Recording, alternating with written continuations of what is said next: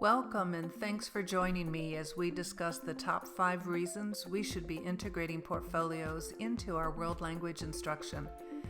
My name is Debbie Aspitia and I am an instructional strategist here with Wayside Publishing. As a language educator, I implemented portfolios with my students since I find this strategy makes so much sense pedagogically. But in order to talk about portfolio assessment, we first need to talk about learning targets or can-do statements. The successful can-do statements provide landmarks for students along their journey to proficiency. Communicative can-do statements provide learners a means to focus on what they need to know and be able to do in the target language and assess how well they can meet the learning targets for each mode of communication within the unit. Intercultural can-do statements provide learners a means to reflect on their intercultural learning by guiding them to identify, describe, explain, or compare what they know in their own and other cultures. So how do portfolios fit into this journey? Well, in at least 5 ways. Let's take a look at why you want to use portfolios with your students as they make the journey to proficiency. Number 1, focus on what learners can do. So, portfolios allow learners to demonstrate what they can do with what they know in alignment with the can-do statement. By adding evidence to their portfolios, learners are able to capture a richer array of what they know and can do than is possible by looking at grades on a report card. Portfolios offer learners tangible evidence to show their academic achievements. And they allow for learner differences. Because portfolios are individualized, learners can choose the documents they want to include in their portfolio. Portfolios allow learners to be more actively involved in the process of selection, reflection, and self-assessment. Number 2, portfolios focus on growth. Portfolios that are aligned to the can-do statements allow learners to record their learning and document their growth over time.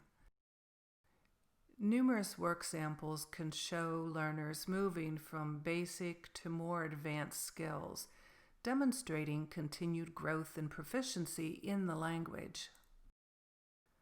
Portfolios provide continuous and ongoing information on how learners are doing in order to chronicle development, provide effective feedback, and they encourage learners to observe their own growth. Number 3, portfolios foster reflection on performance. They allow learners to continuously reflect and self-assess their progress in acquiring the language. Learners have opportunities to reflect on the evidence they submit and on the extent to which they have met the learning objectives.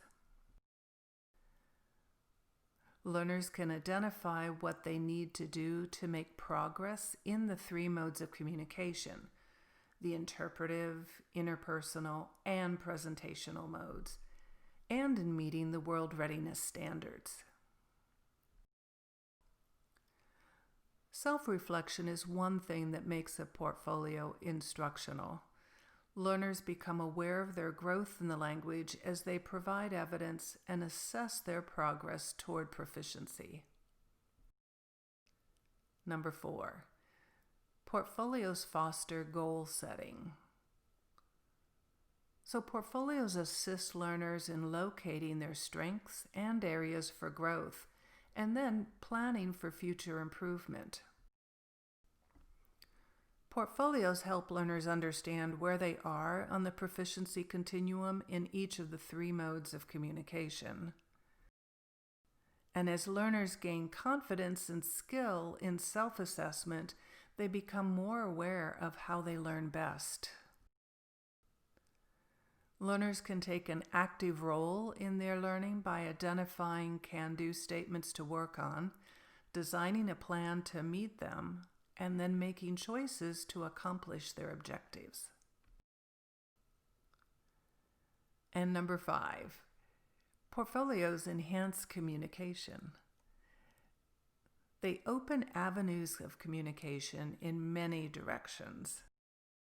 The obvious line of communication that opens up is that between the teacher and the learner. Conversations can center around strengths and goal setting, with the teacher playing the role of coach or facilitator of learning. Shy students who fail to initiate conversations within the classroom benefit from one-on-one interaction with the teacher. Other students may enjoy speaking about their accomplishments and love doing so. During conferences, students can discuss their progress, ask questions, and receive suggestions and strategies for improving their work.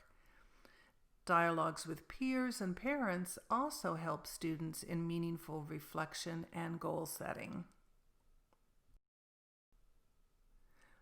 Portfolios are an excellent way to shape conversations within departments, from teacher to teacher, and also with administrators when having discussions about student growth. And parent-teacher conferences are never the same. Conversations move away from number or letter grades to performance, strengths, and growth. And of course, the ideal scenario includes the learner in the conversation. So let's recap our list. Portfolios are an excellent instructional tool because they focus on what learners can do, focus on growth, foster reflection on performance, foster goal setting, and enhance communication. The process of language acquisition becomes more transparent, and learners are better able to set their own goals and take charge of their learning through the portfolio process. If this video has sparked an interest for you in this topic, here are a couple of resources to go deeper. First, check out this blog post on the Wayside Publishing website about connecting can-do statements to assessments. And then we also have this position statement from Actful on demonstrating educator effectiveness and documenting student growth. I hope you're encouraged to use portfolios for all the reasons outlined and more. Thank you for spending a bit of your day with me, and let me know if you have any questions.